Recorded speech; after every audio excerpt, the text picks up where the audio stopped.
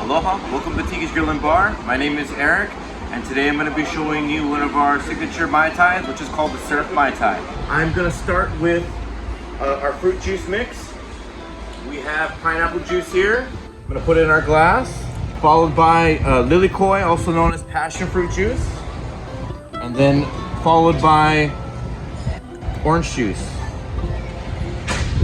Then I have two sweeteners. One is simple syrup, which is equal parts water and sugar.